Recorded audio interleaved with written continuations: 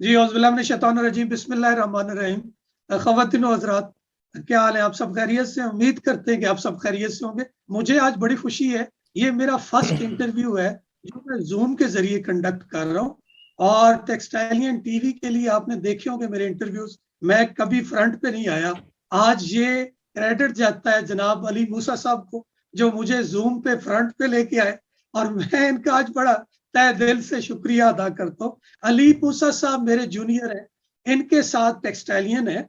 2007 से 2011 में ये एनटीयू से इन्होंने प्रोसेसिंग में टेक्सटाइल इंजीनियरिंग की, और माशाल्लाह उसके बाद बहुत सारा काम किया। मैं अली मूसा को नहीं जानता था, अली मूसा साहब मुझे नहीं जानते थे। मैं भी इस दश्त का, इस सहरा का मुसाफिर हूँ। ये डिजिटल मीडिया, सोशल मीडिया मुझे भी बड़ा जबरदस्त लगता है। बचपन से मुझे भी बड़ी ख्वाहिश थी। एक दिन अचानक मुझे एक कॉल आई और अली मूसा साहब ने मुझसे राब्ता किया।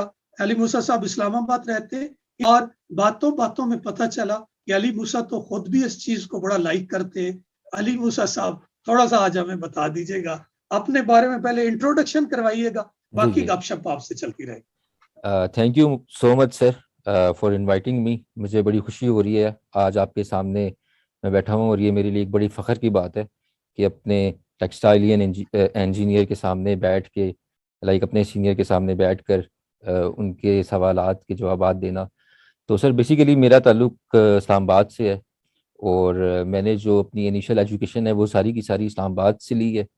और मैं पाकिस्तान एयरफोर्स कॉलेज से मैं थ्रू आउट पढ़ा हूँ, एफएससी तक।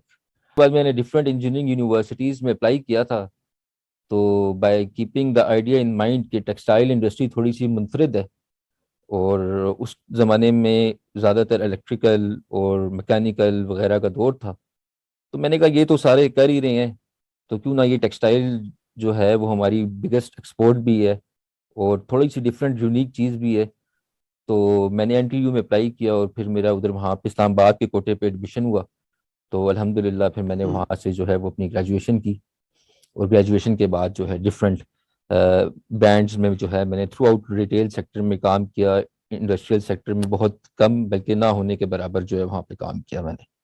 मुझे ये बताइएगा कि आप ड्यूरिंग स्टडीज आपका एनटीयू में टाइम, ज़ारे हॉस्टल में रहे होंगे, कैसा गुजरा? वहां 4 साल आपके कैसे गुजरे, ये थोड़ा। एक्चुअली सारे इंजीनियर्स की तरह जो एनटीयू का हॉस्टल है उसके साथ मेरी भी बहुत ज़्यादा दिल लगी है, और ऑब्वियसली एक एक दिन, एक लम्हा जो है वहाँ का वो अभी भी याद है, और वो बड़ा प्रीशियस टाइम गुजरा। इनफैक्ट दिल करता है कि वो टाइम वापस आ जाए, क्योंकि ऑब्वियसली आपको पता है कि जो टेक्सटाइलियन खून है उसमें एक चीज़ बहुत कॉमन है कि वो बड़े जल होके रहते हैं। और फिर जहाँ तक अगर इंजॉयमेंट वगैरह की बात की जाए तो मेरा ख्याल है कि उससे ज़्यादा इंजॉयमेंट तो आप कहीं पे भी कर ही नहीं सकते। तो मेरा ख्याल है कि हम मैंने सर पर्सनली बड़ा इंजॉयमेंट के साथ अपनी इंजीनियरिंग की, बड़ा लाइट वेट होके। ये नहीं, मुझे कभी भी कोई परेशानी नहीं आई इंजीनियरिंग करते हुए। बस हमने एंजॉय किया। कैंपस में ज़्यादा हम लोग इन रहते थे, सोसाइटीज़ में ज़्यादातर इन टच थे, और पढ़ाई की तरफ एज यूजुअल जो इंजीनियर्स का जितना रुझान होता है उतना ही हमारा भी था। तो ज़्यादा एक्स्ट्रा कुरिकुलर एक्टिविटीज़ की तरफ था। तो वहाँ पे ज़्यादातर जो टाइम है वो एक्स्ट्रा कुरिकुलर एक्टिविटीज़ में गुजरा, मूवी मेकिंग में गुजरा। आर्ट्स एंड कल्चर सोसाइटीज़ में हमने जो है काफ़ी ज़्यादा अचीवमेंट्स की एनटीयू के लिए। डिफरेंट यूनिवर्सिटीज़ में जाके, इसहाक खान यूनिवर्सिटी में गए, एनसीए में जाके हमने परफॉर्म किया, और वहाँ पे अच्छी पोजीशंस ली हमने अल्हम्दुलिल्लाह। तो ये सारी जो है सर माशाल्लाह। यूनिवर्सिटी लाइफ है हमारी, और इस तरह यूनिवर्सिटी लाइफ जो है वो गुजरी। और कोई फूलिंग शूलिंग का भी कल्चर था? कुछ हॉस्टल में रहे कोई? हमारे दौर में तो काफी ज्यादा था। नहीं नहीं, एब्सोल्युटली हमारे दौर में भी बहुत ज़्यादा था, और हम तो हॉस्टलाइट्स थे। और उस जमाने में जब हम लोगों ने गए थे तो उस टाइम सिर्फ टेक्सटाइलियंस ही होते थे, उसके 6 महीने बाद नॉन टेक्सटाइलियंस आए थे। तो फूलिंग का कल्चर तो बहुत ज्यादा अच्छा अच्छा। पीक पे था। तो शुरू शुरू में तो वो बड़ा, पहले दो अच्छा। तीन चार दिन बड़ा अजीब लगा, लेकिन उसके बाद उस फूलिंग के कल्चर की इतनी आदत होगी, और उसके फायदे अल्हम्दुलिल्लाह आज भी हमें पता चल रहे हैं। देखिए, अगर आज मैं आपके साथ बैठा हूँ तो मेरा ख्याल है it is only because of that culture. दो के देर आर सम थिंग जो नेगेटिव्स हैं, लेकिन मेरा ख्याल है ओवरऑल जो पॉजिटिव चीजें हैं एनटीयू की वो बहुत ज्यादा हैं, जिसकी वजह से आज भी जितने भी जूनियर और सीनियर्स हैं जब भी मिलते हैं वो बड़े कंफर्टेबल हो जाते हैं एक दूसरे के साथ। विद इन अ मिनट जो है वो जेल हो जाते हैं। बिल्कुल ऐसे उस कल्चर से बड़ा फायदा हुआ। बिल्कुल। लेकिन आपने देखा होगा उसके बाद में ये कल्चर यकसर अब खत्म हो गया है। वहां हम्म। पे तो बिल्कुल मम्मी डैडी टाइप बच्चों को अब निकाल रहे। टेक्सटाइल इंडस्ट्री के लिए वो फिट नहीं है वो लोग। चले आज हम इस फोरम से अपने जूनियर्स को ये पैगाम दे देते कि इस कल्चर को लेकिन एक पीक तक ना जाए, बड़े ही अदब और एहतराम में रहे, कुछ लिमिट्स के अंदर रहे, लेकिन उसको दोबारा होना चाहिए। अच्छा अली मूसा साहब, कोई याद नहीं आपको, इम्पोर्टेंट वाकया आपको याद हो ड्यूरिंग स्टडीज हॉस्टल का? सर हर दिन एक नया वाकया होता था, और इनफैक्ट मैंने तो अपने फेसबुक पेज पे कई वाकयात जो हैं शेयर भी किए हैं। तो बड़ा एक फनी किस्म का माहौल होता था, एंजॉयमेंट होती थी। तो अगर मैं वाकया शेयर करूं तो एक आपको पता है कि जो टेक्सटाइलियन यूनिटी है वो बड़ी मशहूर होती थी पुराने जमानों में। अगर किसी ने कह दिया हाँ तो सब ने कहना था हाँ, किसी ने कह दिया ना तो सब ने कहना था ना। तो सर हमारा बैच 7 से 11 था। एक दफा हमारा पाक स्टडीज का पेपर हो रहा था। अब वो पेपर बड़ा ज्यादा मुश्किल था, समझ नहीं आ रही थी। तो जी क्लास में हॉल में सारे बैठे हुए हैं, पेपर चल रहा है। तो अच्छा टीचर के साथ हमारी ये कमिटमेंट हुई थी कि जो प्रोवेंसेस वाला कोर्स है ना, या जो चैप्टर है या टॉपिक है, उसमें से कुछ नहीं आएगा। तो टीचर साहब ने कमिटमेंट कर ली कि जी प्रोवेंसेस में से कुछ नहीं आएगा, आप लोग बेफिक्र हो जाए। अब खैर जब हम लोग पेपर दे रहे तो जो क्वेश्चन था उसमें प्रोविजनल लिखा हुआ था, प्रोविजनल, प्रोवेंसेस नहीं लिखा हुआ था। तो शरारती बच्चे थे सारे सर, यूनिवर्सिटी लाइफ में सारी शरारती होते हैं। तो सर वो वहां से शुरली उठी कि ये क्या प्रोवेंसेस लिखा हुआ है, प्रोवेंसेस लिखा हुआ है। तो वो जी नारा टेक्सटाइलियन जीवा टेक्सटाइलियन के नारे लगना शुरू हुए। वो सारी की सारी क्लास बाहर आ गई और हमने हड़ताल कर दी कि भाई ये तो हमारे साथ कमिटमेंट ही नहीं हुई थी। इतनी देर में फिर रेक्टर साहब भी आ गए और बड़ा यानी कि हल्ला गुल्ला मचा। तो फिर बाद में डिग आउट हुआ कि यार ये तो प्रोवेंसेस लिखा ही नहीं है। तो एक्चुअली में तो पता सब को था, लेकिन just for the sake of fun ये था कि किया था। तो ये एक कुछ ऐसी मेमोरीज होती हैं जो हमेशा याद रहती हैं। ये एक उनमें से थी जो मैंने कहा मैं आपके साथ शेयर करता हूँ। जबरदस्त जबरदस्त, ऐसे ही बड़े प्यारे वाकयात हैं। हमारे दौर में तो चूंकि फीलिंग बहुत पीक पे थी, तो ऐसे ऐसे वाकयात हो जाते तो याद करते तो बड़ा अच्छा लगता है, बड़ा मजा आता है। ये अल्हम्दुलिल्लाह 4 साल गुजारे, वहां से फिर आप प्रोफेशनल लाइफ में कैसे इन हुए, क्या क्या किया, कैसे कैसे आगे बढ़े, थोड़े मेरी ऑडियंस को बताएं, जूनियर्स को बताएं, ताकि उनको पता चले कि जिंदगी इतनी आसान नहीं है। प्रोफेशनल लाइफ में जब बंदा जाता है या हमारा ग्रेजुएट जाता है तो उस क्या क्या मसाइल फेस करता है, कैसे आगे बढ़ता है, ये बता दीजिए। सर मैंने जब मैं पास आउट हुआ तो मैंने ब्रांड से स्टार्ट लिया। और ऑनेस्टली स्पीकिंग मैं मतलब घर में ही बैठा हुआ था। तो मुझे एक हमारे सीनियर हैं इश्तियाक साहब की, और मेरे क्लास फेलो है मोहम्मद बिन शौकत साहब, उनकी कॉल आई। तो उन्होंने मुझे कहा यहाँ पे वैकेंसी है। तो मैंने बेसिकली फिर सीबीएल हेड ऑफिस में ज्वाइनिंग दी, और उधर सारा का सारा काम होता था लॉन का, स्टोन एज और फराज मनान का। तो मैंने वहां से स्टार्ट लिया। ऑब्वियसली इस्लामाबाद से रहते थे, वहां पे घर ढूंढना, अकेले रहना, खाना पीना बाहर से करना, सारी चीजें जो ऑब्वियसली हर एक फेस करता है। तो मैंने 2 साल उधर क्रेसेंट में काम किया फराज मनान के साथ, स्टोन एज के लिए और क्रेसेंट लॉन के लिए। फिर उसके बाद अल्हम्दुलिल्लाह मैं चला गया ईलान में। ईलान में मैंने तकरीबन 3 साल काम किया एज अ मैनेजर मर्चेंडाइजिंग में उधर रहा। ईलान बड़ा अच्छा रिटेल ब्रांड है। उसके बाद मुझे इस्लामाबाद मूव होना पड़ गया कुछ पर्सनल इश्यूज की वजह से। तो मैंने ऐलान छोड़ दी, और अल्हम्दुलिल्लाह मुझे अल्लाह की तरफ से यहाँ पर एक और ब्रांड था रानी इमान्स, वो बड़े छोटे पैमाने में काम कर रहा था, उन्होंने मुझे हायर कर लिया। और उनको मैं फिर ऐलान के लेवल तक लेकर आया, सना सफीनाज के लेवल तक लेकर आया, क्योंकि मेरा एक्सपीरियंस था ब्रांडिंग का। मैं यहाँ पे एक बात ऐड करता जाऊं कि जो हम टेक्सटाइलियंस हैं इनमें से बहुत कम लोगों का ब्रांड्स का एक्सपीरियंस है। क्योंकि सर देखें 2004-5 तक तो ब्रांड्स थे ही नहीं। हम लोग भी अगर कोई चीज खरीदते थे तो कॉमन जगह से खरीदते थे, हमें तो नहीं पता होता था कि यार ये ब्रांड कोई चीज है। आउटफिटर्स ने किसी जमाने में आके जो है वो हल्का फुल्का हमें। तो अभी ओवरऑल हम लोग हैं ही ब्रांड्स में न्यू, 10-15 साल हुए हैं पाकिस्तान को, या 20 साल हुए हैं ब्रांड्स में आए हुए। इंडस्ट्रियल में तो हम लोग कह लें कि 1900 जब से पाकिस्तान आजाद हुआ है तब से इंडस्ट्रियल इंजीनियरिंग में या इंडस्ट्रीज में तो हम लोग छाए हुए हैं। ब्रांड्स में भी पूरा पाकिस्तान ही नहीं है।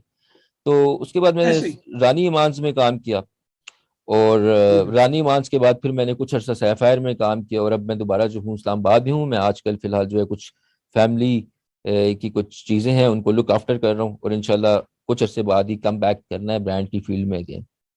मुझे बताइएगा ब्रांड्स के अंदर क्या अपॉर्चुनिटीज है हमारे जूनियर्स के लिए, उनको क्या करना चाहिए, कैसे आगे आना चाहिए, ब्रांड्स को प्रेफर करना चाहिए या जी सर, इसमें सर ये बेसिकली अनफॉर्चुनेटली ये है कि वी आर इंजीनियर्स, और अनफॉर्चुनेटली मैं इसमें ये कहूँगा कि हम लोगों की ना थोड़ी सी सुई इस बात पे अड़ी होती है टेक्निकलिटीज पे। सर देखिए, technicalities is just the 20% of brand. 80% brand जो है वो मैनेजमेंट में चल रहा है। देखिए, मैन्युफैक्चरिंग ऐसे? जो है सर, ये कॉन्सेप्ट ही कह लें कि थर्ड वर्ल्ड कंट्रीज का है। ठीक है, लिवाइस अपनी मैन्युफैक्चरिंग नहीं करता, कोई मस्टैंग अपनी मैन्युफैक्चरिंग नहीं करता, कोई कोई भी भी नहीं करता। बजाय इसके कि आप 10 रुपए की चीज बनाएं और 11 रुपए की बेचें, आप 12 रुपए की बनवा लें और 20 रुपए की बेचें। आप मेरी बात वेरी अंडरस्टैंड कर गुड, रहे हैं सर? वेरी ठीक है, गुड, बिल्कुल मैं समझ रहा जिस तरह बड़े बड़े ब्रांड्स कर रहे हैं, तो ब्रांड को चलाने में सर ये है कि मैनेजमेंट है। और मेरा पर्सनल बिलीफ ये है कि जब आप ब्रांड चलाएं तो आप इन टेक्निकलिटीज में पड़े ही ना, ये आप सारी आउटसोर्स करवाएं। हमारे पास इतना नॉलेज है कि हम आउटसोर्स करा सकते हैं। हम घोड़े मत खरीदें अपने, हम बाहर से चीजें बनवाएं, हम बाहर से चीजें बनवाएं, उन्हें सोर्स, और असल काम है उसकी inventory management, dead stock management, ठीक है, स्टॉक रोटेशन, सेल्स, ठीक है, सप्लाई चेन की बहुत बड़ी बड़ी फील्ड्स हैं जिनको देखना है। क्योंकि अगर मैन्युफैक्चरिंग में हम घुस के रह गए, अक्सर ब्रांड्स जो हैं वो नाकाम इसलिए हो रहे हैं। देखें, यूएस अपैरल वाले अभी तक अपना ब्रांड नहीं खोल सके। कितने बड़े हूँ। बड़े कस्टमर्स हैं इनके पास, अपना ब्रांड क्यों नहीं खोल सके? क्योंकि ब्रांड है ही फर्क चीज सर। मैन्युफैक्चरिंग एक फर्क चीज है, हम्म। ब्रांड चलाना एक फर्क बिल्कुल चीज है। ऐसे। ठीक है, तो जब तक हम टेक्निकलिटीज से अपने आप को बाहर नहीं निकालेंगे, कभी कभी जिंदगी में आपको कुछ चीजें अनलर्न करनी पड़ती हैं नई चीजें लर्न करने के लिए। हम नो डाउट इंजीनियर्स हैं, हमारे पास नॉलेज है, वेरी गुड, लेकिन उस नॉलेज को की जितनी रिक्वायरमेंट है हम उतनी ही रहने दें ब्रांड में। अगर हम उसकी साइंटिफिक रीजंस में चले जाएंगे तो हम उसी में घुस जाएंगे, ब्रांड्स हम नहीं चला सकेंगे।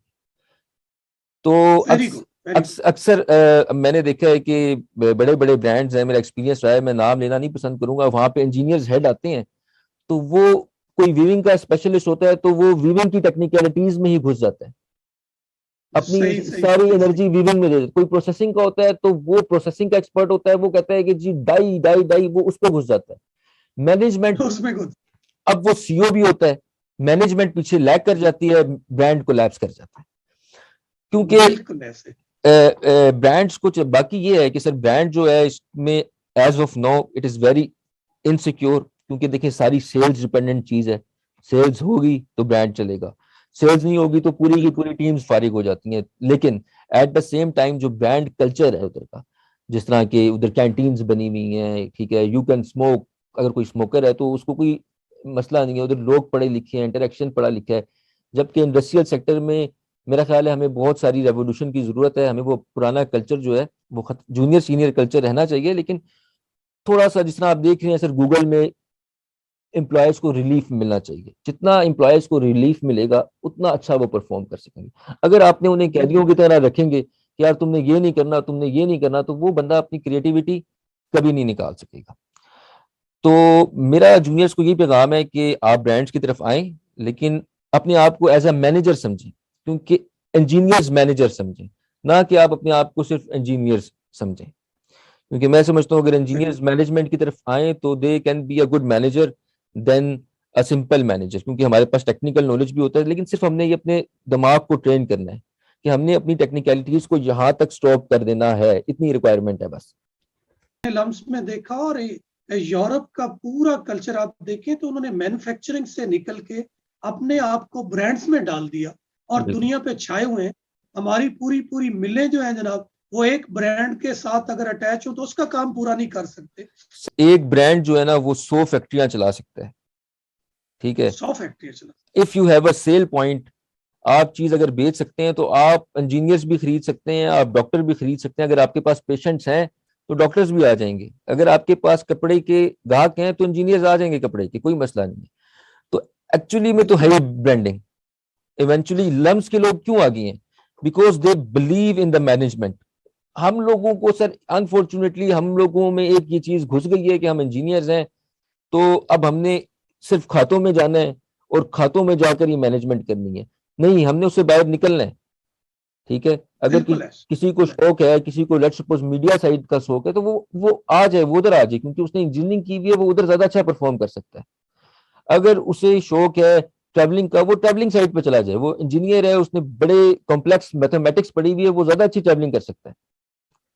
लेकिन बस हमें यही सिखाया गया है कि जी अगर आप लॉयर बन गए हैं तो आपने लॉ ही को प्रोसीड करना है, इंजीनियर बन गए हैं तो इंजीनियरिंग को ही प्रोसीड करना है। इस वजह से ये है कि लोगों को काम करने का दिल भी नहीं चाहता। आप अक्सर देखते होंगे लोग ऑफिस में बैठे होते हैं लेकिन वो उनका पैशन नहीं होता। वो कह रहे होते हैं यार कब निकले कैसी जावा जावा तो वो मतलब आपको पता है कि इस तरह ओवरऑल क्या हो रहा है सर, हम लोगों का वर्क एटीट्यूड भी खत्म हो रहा है। जब तक हर बंदा अपने शौक के मुताबिक चूज फील्ड नहीं करेगा और पैसे की फिक्र को साइड पे नहीं करेगा, तब तक वो चाहे टेक्सटाइल इंजीनियर हो, जो मेरा अपने जूनियर्स को ये मैसेज है, या वो कोई भी शोबे से बंदा हो, वो एक्सेल नहीं कर पाएगा, प्रोसीड नहीं कर पाएगा और उसको सेंस ऑफ अकॉम्प्लिशमेंट जो है वो नहीं होगी। आपकी जितनी एज है, जितना आपका एक्सपीरियंस है, यकीन माने आपको अल्लाह ने उससे बढ़ के सलाहियतें दी हैं। और ये जो थैंक बातें यू आप सो मच। हैं, थैंक यू। ये यकीन जाने हमसे पढ़ के वहां जाके ये चीजें सीखी। मुझे टेक्सटाइल इंजीनियरिंग में ये बातें, या फील्ड में मैंने 10-12 साल काम किया है, मुझे वहां से ये बातें नहीं मिली जो अल्लाह ने आपको दे दी हैं, जो आपके पास है। असल में ये रियल नॉलेज है। इस साइड पे अगर चले गए लोग, हमारे जूनियर्स अगर इधर आ गए, या हमारे बच्चों को या हमारे जूनियर्स को इस बात की समझ आ गई, तो मैं समझता हूँ अल्लाह ताला की मेहरबानी से आज बिल्कुल। का मेरा और आपकी सिटिंग, हमारा ये सेशन इंशाल्लाह अल्लाह की बारगाह में जरूर कामयाब होगा आमीन। और इससे हमारे लोग काफी फायदा उठाएंगे। मुझे बड़ी आमीन। खुशी हो रही है मैं आपके साथ, और मेरी ये खुशकिस्मती है कि मैं आपसे ये इतनी जबरदस्त जो बातें जो आप कर रहे हैं, यकीन माने अपने कद से बड़ी करें, अल्लाह आपको नजरे बद से बचाए। मुझे ये बताएं कि जूनियर्स ठीक है वो ब्रांड श्रैंड की तरफ तो जाएंगे पढ़ के, ड्यूरिंग स्टडी अगर आप कोई उनको मशवरा देना चाहे, how they should get knowledge, how they should study, इस बारे में भी थोड़ा सा बता दें। हो सकता है किसी बच्चे को आपकी बात पिक कर जाए, कामयाब हो जाए, हमारे आपके लिए तो शायद बन। जी सर, देखिए जितने भी बड़े बड़े इंस्टीट्यूट्स हैं जिनको मैंने देखा है उनमें, और मैं हमेशा सर वन स्टेप आगे की बात सिर्फ इसलिए करूंगा, हमारे यूनिवर्सिटी में अल्हम्दुलिल्लाह कोई कमी नहीं है, लेकिन मैं यहाँ पे सिर्फ वो चीज़ हाईलाइट करूंगा जिससे स्टूडेंट को फायदा हो सके कि ड्यूरिंग स्टडी भी उन्होंने अपने कॉन्फिडेंस में, अपनी खुद एतमादी पे जो है बहुत ज्यादा यकीन रखना है। ठीक है, ताकि जब वो प्रोफेशनल लाइफ में आए तो वो अपना एक ओपिनियन दे सके, वो अपना एक ओपिनियन दे सके। आप को मैं सर एग्जांपल देखता हूँ कि एनटीयू में ये बात बुरी समझी जाती है कि अगर किसी ने 3 महीने काम किया, हार्वर्ड हार्वर्ड वाले बच्चा अगर हफ्ता भी कहीं काम करता है तो लिखता है कि मैंने हफ्ता काम किया है इस जगह पे। ठीक है, वो बड़े कॉन्फिडेंटली बताते हैं। ठीक है, हम लोग छुपाते हैं कि यार मैंने 3 दिन काम किया, मेरा प्रोफाइल बुरा ना हो जाए। हमें ये कल्चर चेंज करना पड़ेगा। ठीक है, हमारे जूनियर्स ने ये सीखना है कि यार जो कुछ चीजें हमें अनलर्न करनी है एनटीयू की, कुछ चीजें हमें अनलर्न करनी है, छोटे छोटे एक्सपीरियंसेस को अपना कॉन्फिडेंस लेवल ऊपर लेकर आना है। ठीक है, और जो ये इंडस्ट्रियल कल्चर है इसमें रेवोल्यूशन लानी है, थॉट रेवोल्यूशन लेकर आनी है, जो सबसे इंपॉर्टेंट है। अच्छी मशीनरी तो आ जाएगी लेकिन जब तक थॉट रेवोल्यूशन नहीं आएगी कुछ नहीं होगा।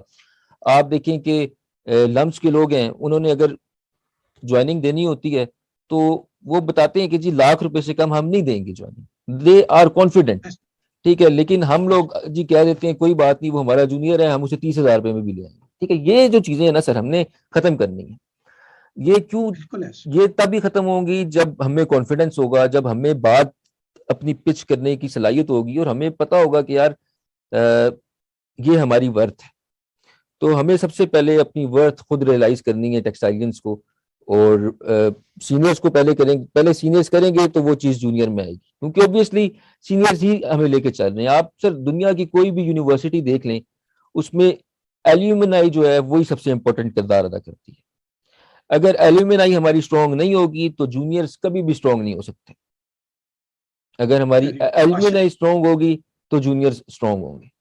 आपने कहा कि मैं एक्स्ट्रा करिकुलर एक्टिविटीज में इन्वॉल्व रहा, सारे काम करता रहा, मैं आपको 100% गारंटी से कहता हूँ कि आपके अंदर ये जो कॉन्फिडेंस है, आज जो ये बातें आपसे निकल रही हैं, ये उस एक्स्ट्रा करिकुलर एक्टिविटीज की वजह से है। Thank you. थोड़ा सा बताएं अपने व्यूअर्स को कि हमारे बच्चे बस किताबी कीड़े बन जाते हैं, वो बस उसके अंदर ही घुसे रहते हैं। आप उनको बताएं कि during studies extra curricular activities की कितनी अहमियत है एनटीयू में। सर देखिए, बेसिकली ना इंसान जो भी है ना वो बना ही क्रिएटिव है। इंसान को बनाई अल्लाह ताला ने क्रिएटिव है। जब तक वो क्रिएटिविटी नहीं करेगा ना उसकी रूह को सुकून नहीं मिलेगा।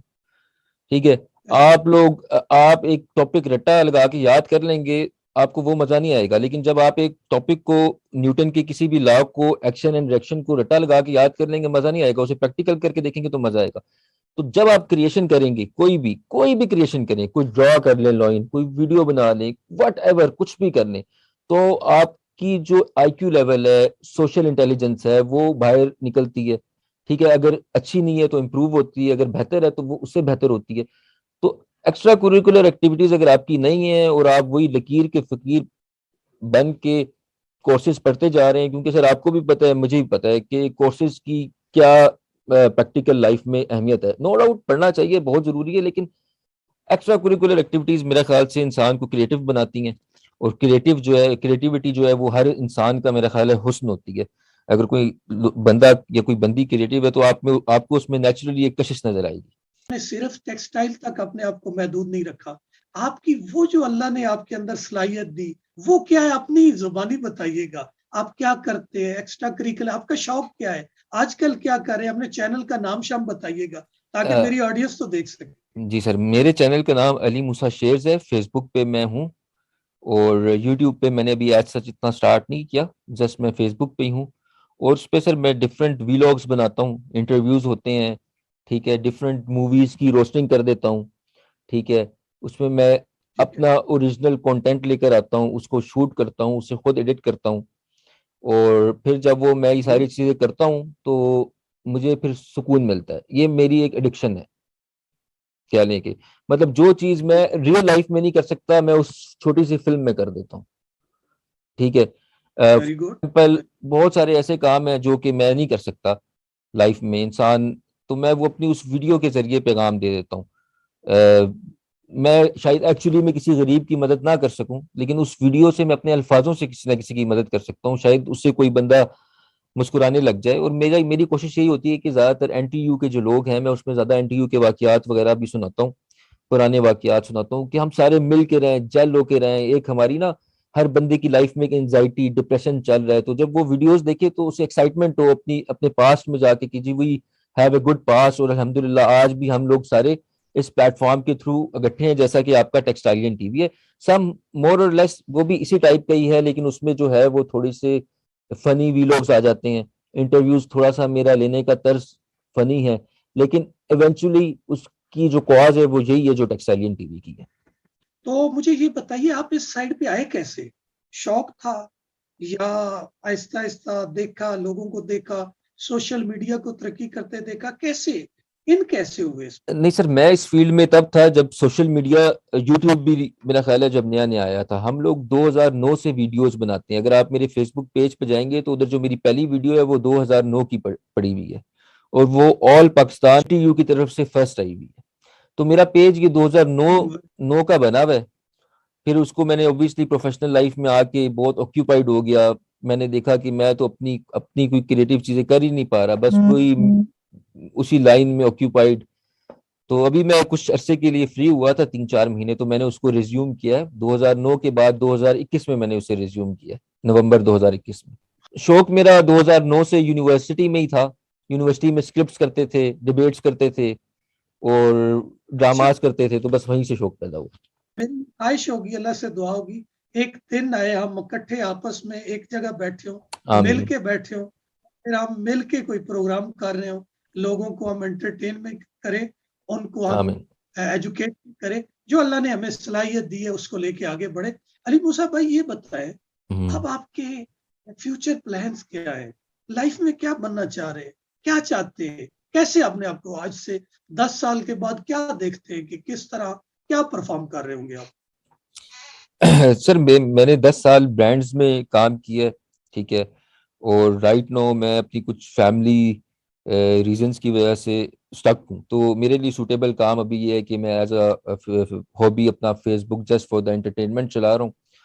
उसके साथ ये है कि मैं डिफरेंट जो पाकिस्तान के टॉप ब्रांड्स हैं, मैं उनका नाम नहीं ले सकता ड्यू टू सम रीजंस, उनको मैं डिज़ाइन सर्विसेज दे रहा हूँ, हम्म, क्योंकि मेरी वाइफ जो है वो खुद अच्छा। टेक्सटाइल डिज़ाइनर है।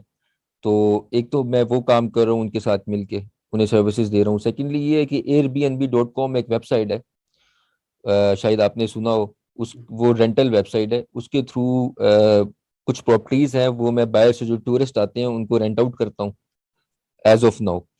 तो इंशाल्लाह अभी ये जो कुछ चीजें हैं बेसिकली राइट हो, जो मेरा पूरा फोकस है वो मेरे फादर की तरफ है। ही इज एक्चुअली, उन्हें वो बीमार है बेसिकली, तो मेरा सारा का सारा फोकस जो है वो उन पे है। मेरी सारी की सारी प्लानिंग उन पे है कि उनकी तबीयत कैसे बेहतर हो सकती है, उनको मैं किस तरह और ज्यादा रिलीफ दे सकता हूँ, अगले 3 साल में मैं उनके लिए क्या कर सकता हूँ।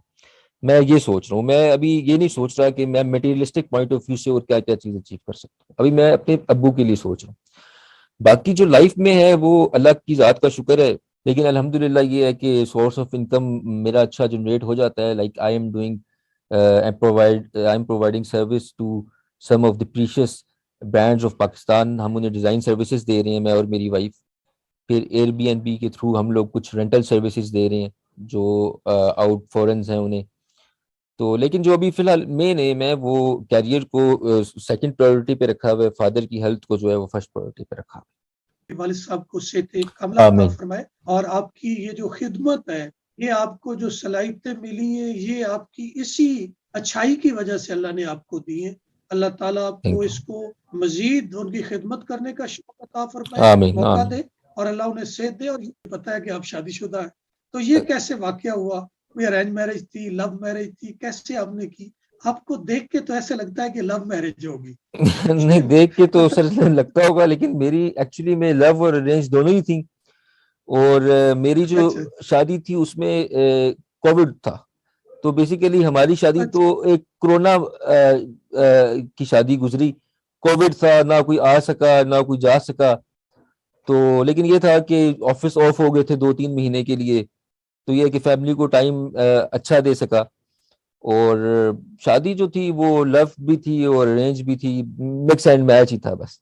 मेरी दुआ है कि अल्लाह ताला आपको जिंदगी में हमेशा खुश रखे, आमीन इसी आमीन। तरह मुस्कुराते रहे, आगे बढ़ते आमीन। रहे। आप फख्र है जी। हमें अगर हमारे जूनियर अगर इतने टैलेंटेड हों, अल्लाह ताला उनको ये सलाहियत दे और आमीन। वो आगे बढ़े और नई नई चीजें तस्खीर करें, मीडिया में आए, तो ये हमारे लिए बड़ी खुशी की बात है। हम सिर्फ टेक्सटाइलियन ही ना रहें, अपने अल्लाह ने जो सलाहियतें दी हैं उनको परखे, उनकी जी। तरफ बढ़ जाए और इसी तरह कामयाबी की तरफ बढ़ते रहे।